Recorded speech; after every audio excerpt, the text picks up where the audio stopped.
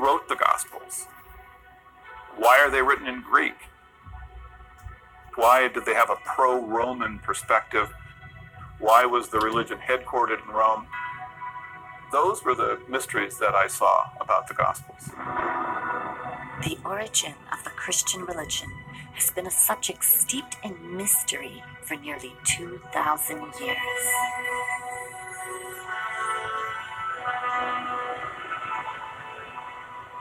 Joseph Atwill is one of a number of scholars today from all around the world who are questioning the historic facts behind these ancient mysteries.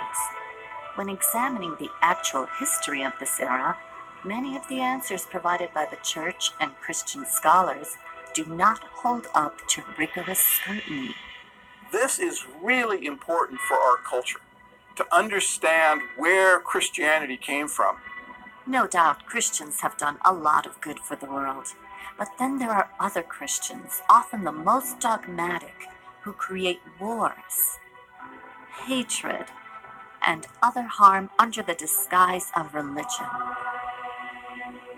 In studying how Christianity emerged, many of our scholars agree that it was used as a political tool to control the masses of the day, and it is still being used this way today.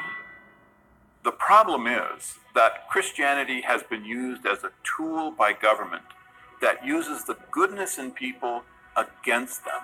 For example, support for the wars in the Middle East has been preached to evangelical Christians as a way to speed up the end of days. This is just one example of the way that propaganda is used to control and manipulate the populace.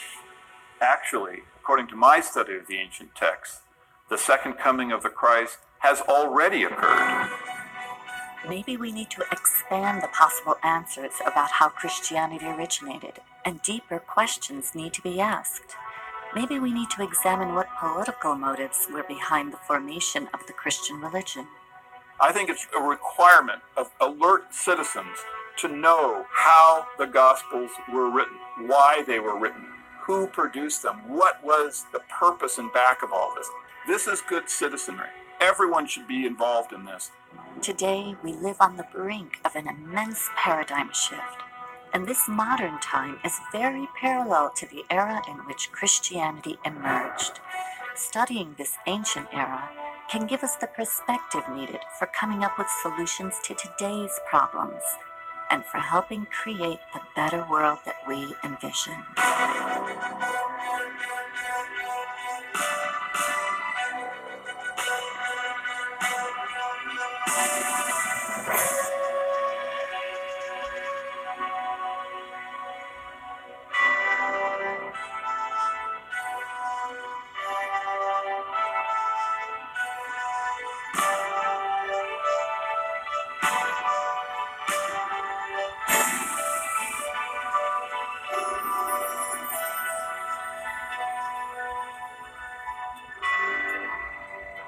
And the penny dropped that Jesus, as a human being, never existed.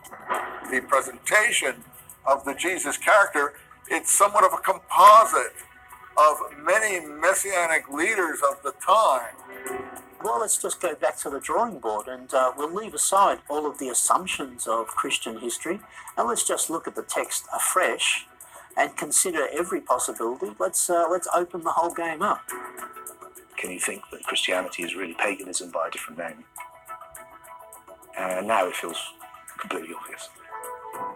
Some of us are saying that this was a sun god turned into a Jewish man. In all of this, we're dealing with literature. We're not dealing with history. So the answer is no, there is no history to this character of Jesus. It's entirely a literary creation. Some of our Bible scholars are mavericks, working outside the restrictions of mainstream religious institutions. This allows them the freedom to provide fresh insights and draw some startling conclusions about how Christianity was formed.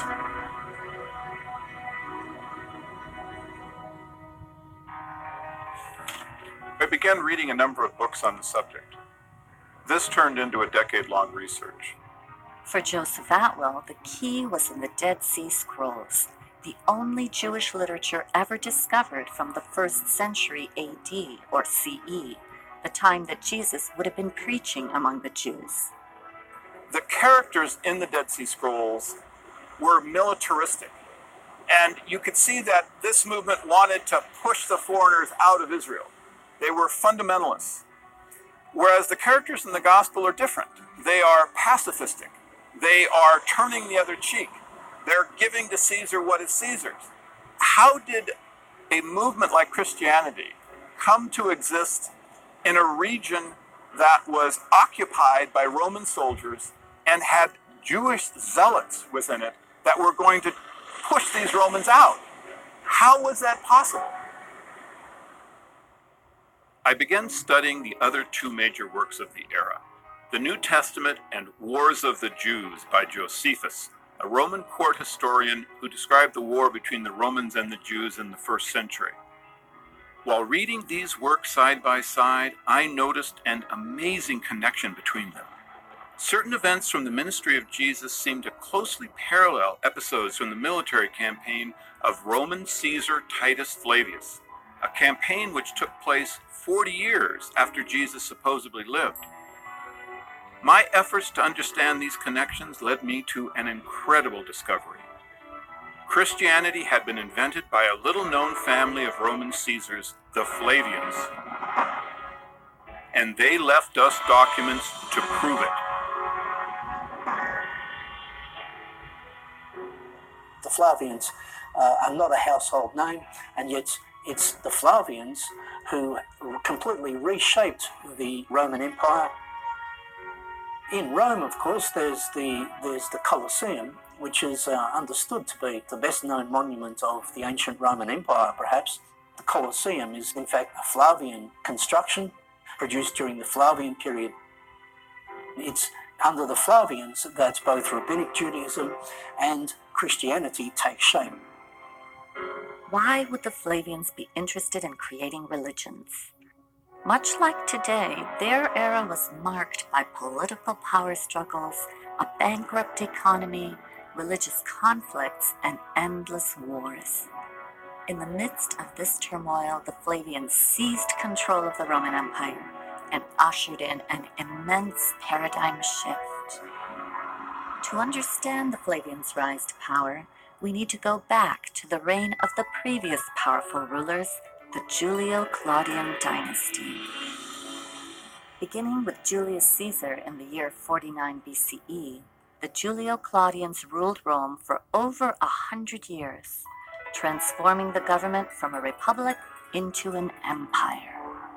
This family contained all the famous Caesars: Julius, who predated the time of Jesus; Augustus, who was Caesar at the time of Jesus' supposed birth; Tiberius, who ruled during Jesus' supposed death, followed by the infamous Caligula; then Claudius, and ending the Julio-Claudian dynasty with Nero, whose reign begins in 54 CE. The Julio-Claudians enjoyed a godlike status until the family degenerated and began to damage the Roman Empire. By the time of Nero, his famous decadence was bankrupting the empire, and the Jews of Judea were staging a huge rebellion against their Roman rulers. Judea was one of the many conquered provinces that made up the Roman Empire. This region, which was also known as Palestine, was controlled by a family that served as Rome's tax collector, the Herods. They were a Greco-Arab family, somewhat possibly Judaized, though only Judaized when it was convenient to please the subjects they were given, who were put in power in Palestine and destroyed the previous Jewish ruling family, the Maccabean family, root and stalk. Besides being heavily taxed and ruled by a non-Jewish family put in power by Rome, the Jews were further inflamed by the requirement that a statue of the Caesar be placed for worship in every temple throughout the empire. In the Roman Empire, you could pretty much have any god you want, but legally you had to submit to the emperor as a god as well. You had to at least acknowledge that the Roman leader was also a divine figure. But the Jews would not have any of it. It's fundamental to Jewish belief that you shall make no graven images. It's one of the commandments given at Sinai by God. So the Jews never made representations of God. The Jews had a very different type of religion. They had a religion which was much more focused on the book and less focused upon cultic statues. This presented a real problem for the Romans. They tried to install statues of Caesar, but the Jews weren't going to buy that at all. In fact, it aggravated them. It enraged them. And the Romans really, I think, didn't understand this. It's not statues, it's books.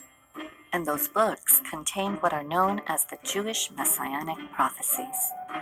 The thing that most moved the Jews to revolt against Rome was an obscure prophecy from among their writings that a world ruler would come out of Palestine.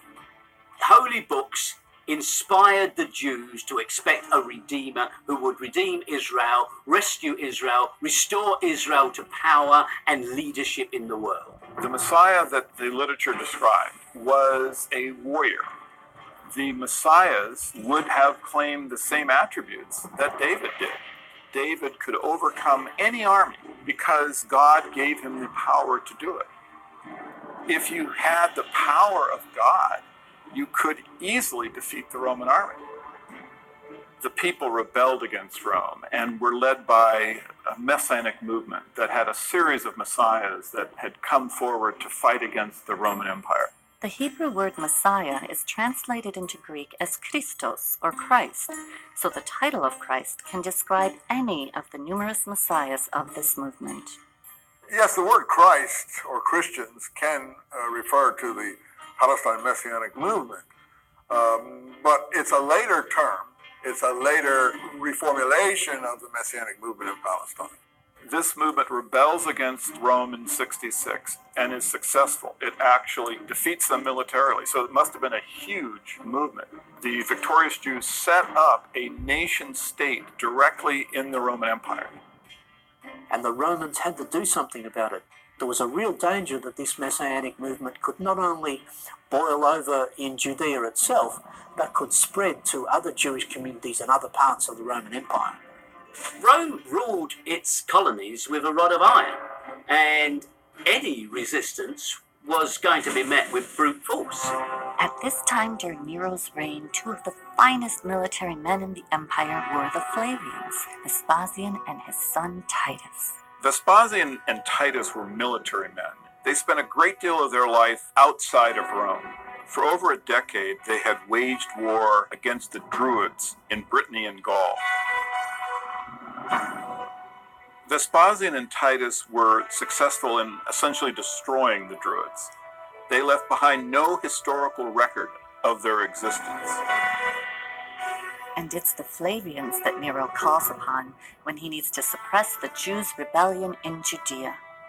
Nero responded by asking his best general, Vespasian, and his son Titus to go into Judea with a huge army, 70,000 troops, and a similar number of support individuals. So they meant business. The Romans came down to crush the rebellion. In the year 66 CE, the Flavians begin their military campaign against the Jews. They start further north in Galilee, where the first of three key events takes place. They destroy the Jewish towns of Galilee. They also capture a Jewish rebel who later becomes a critical figure in the formulation of Christianity. This is where they captured one of the leaders of the rebellion, a Jew named Josephus Bar Matthias. Now, Josephus presented himself to the Flavians as a prophet. He survived. He survived apparently by telling Vespasian that the prophecies of the Jews pointed out that Vespasian would become emperor. And of course he did. So Vespasian quite liked Josephus. He used him as a translator in his entourage. He used him to appeal to the rebels to surrender. At this point, Josephus became a turncoat and worked with the Flavians against the rebellion. Meanwhile, chaos is increasing back in Rome, where Nero's rule is being threatened. In the year 68, the Senate found the courage to depose Nero and he committed suicide. Now, in that circumstance, Vespasian was a prime candidate to become emperor. In the middle of this war, Vespasian returned to Rome and seized the throne. The Flavians then became the imperial family. With Vespasian becoming the new Caesar in Rome, Titus stays behind on the battlefield and sets his sights on Jerusalem, where the other two key events take place.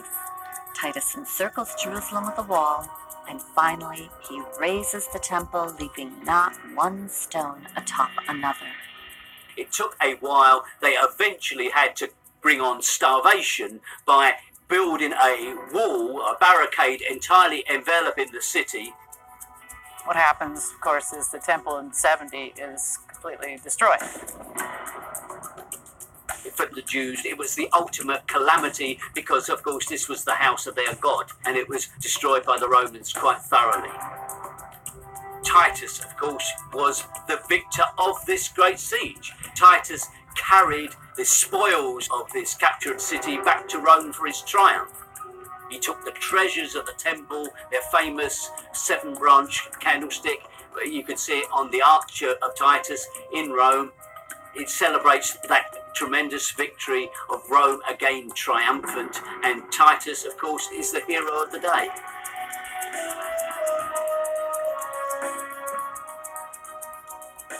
All of the artifacts from the temple that they seized, they put on public display in what they refer to as the Palace of Peace, except for one item.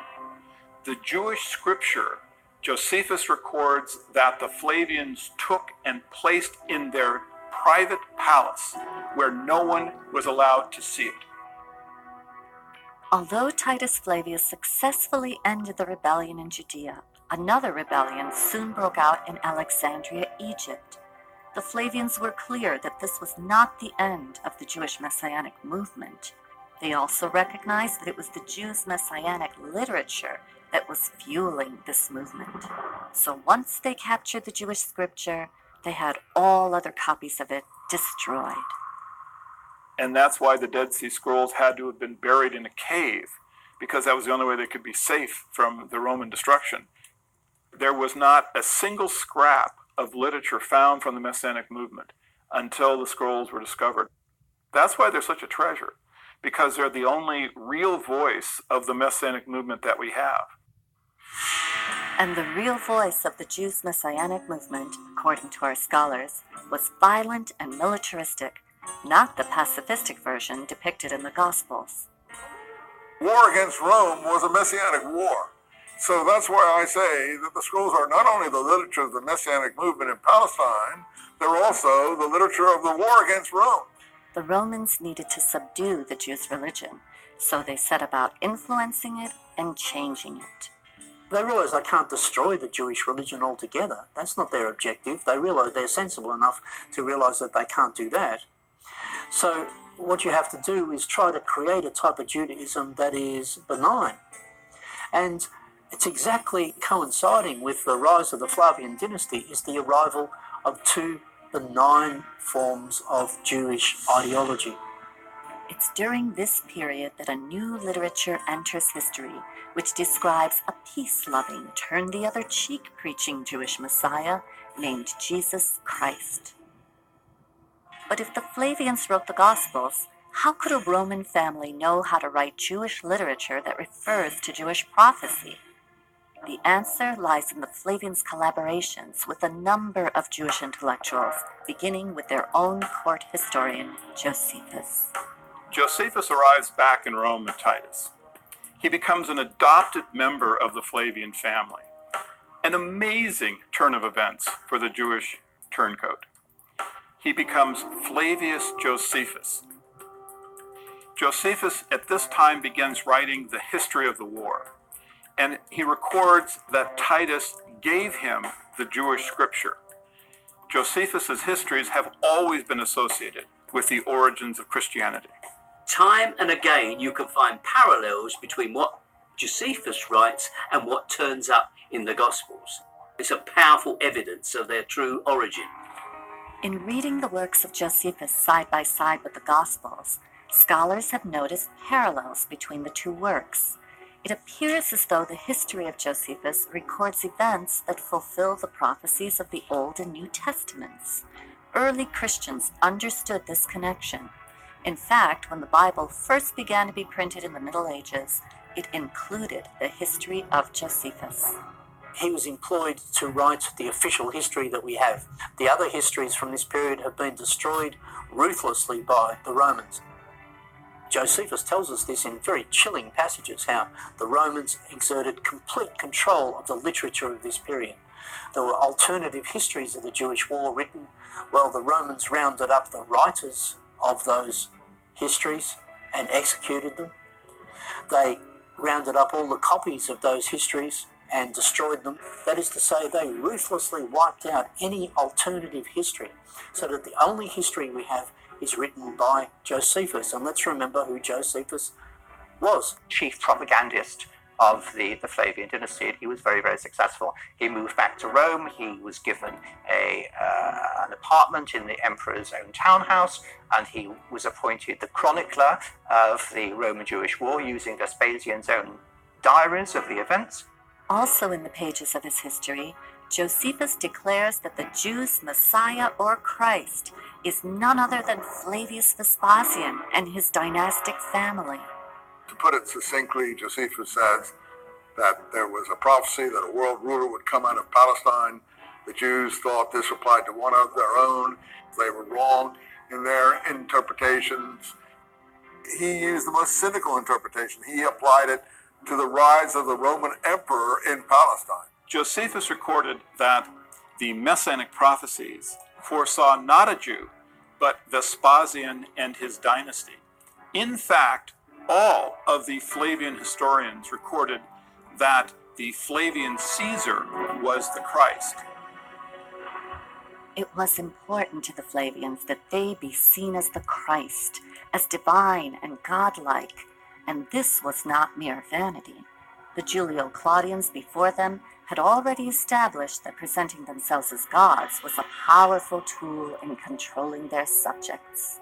When the Flavians took over the throne, they inherited an enormous bureaucracy that was already in place, the imperial cult, which was dedicated to promoting the idea of Caesar as a god. Another part of the puzzle is the Roman imperial cult. Why is it important? Well, because it coincides with that same period of time as the emergence of the Christ cult. You had a whole social community. The whole social structure of these conquered territories was governed by the imperial cult. And if you wanted to succeed, the key social community to join was the imperial cult, because that's where all the movers and shakers were. This idea of the emperor becoming an object of worship was well established in the Roman system before Vespasian and Titus came along. It was prevalent in all major centres. It had its own priesthood.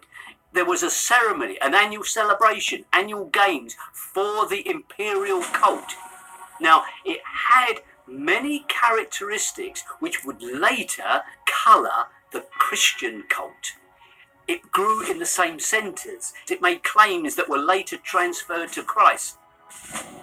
The Julio-Claudians had claimed that they were of divine descent and that they were therefore legitimate.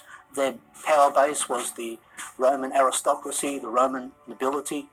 All of that collapsed into this power vacuum. Vespasian was declared emperor by the troops, by the Roman army. So effectively, it was a military coup. With the change of dynasty, they have to create a whole mythology to legitimize that dynasty. At the same time, they're creating a whole mythology to counter Jewish messianism.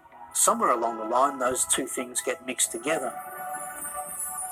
When Vespasian died, Titus began the process of having his father deified. This is a complicated process because only the Roman Senate can bestow on an individual the title of deus or god. Titus came to the Senate and presented evidence that the life of his father had been divine. Certainly this would have included the military campaign that the Flavians waged through Judea. And it's at this time, I think, the Gospels were written. Because the theological structure in the Gospels of a God the Father and the Son of God is the same one that Titus would have been presenting to the Roman Senate. Well, the Roman Senate did accept Titus's evidence, and Vespasian was deified and became a god. Titus, therefore, became a son of God.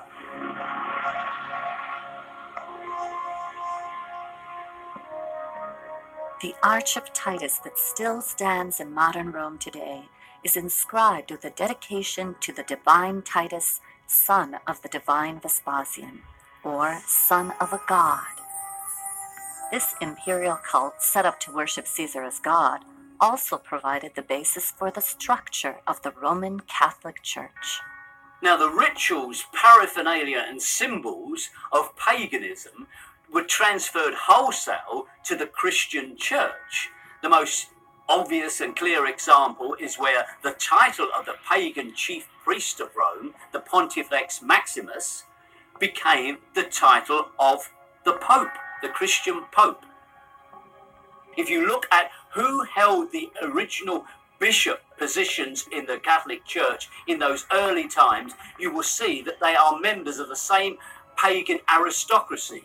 They simply changed their clothing a little bit. They wore the same garments, but they wore slightly different headdresses. They had become from being a priest of a pagan cult to being a priest of Rome.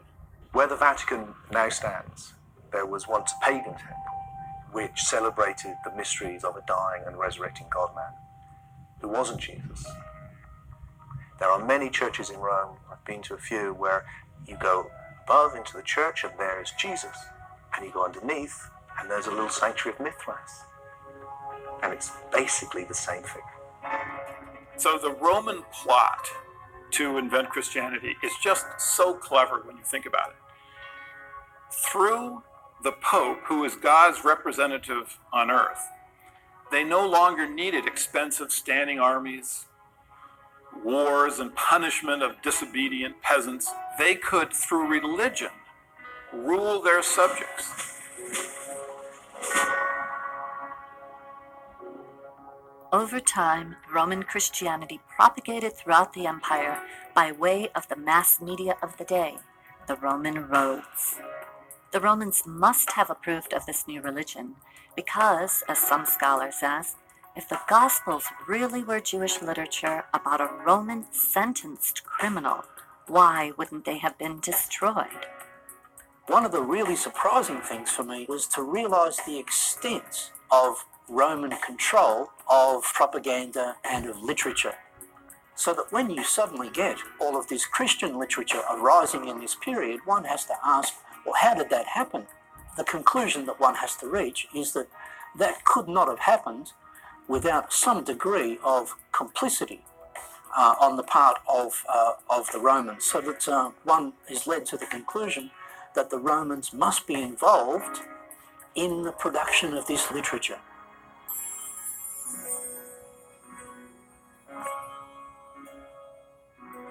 To produce and disseminate this literature was a huge undertaking, and the Flavians undoubtedly had collaborators. We know they were funded by the wealthiest family in the world at this time, the Alexanders, a Jewish family who served as Rome's tax collectors in Egypt. Like the Herods in Judea, the Alexanders had strong motivation to keep the Jews' messianic movement from threatening their position and their wealth. One of their family members was Philo of Alexandria, a famous Jewish theologian who was already writing works that combined Jewish beliefs with the modern Greek and Roman pagan beliefs of the day.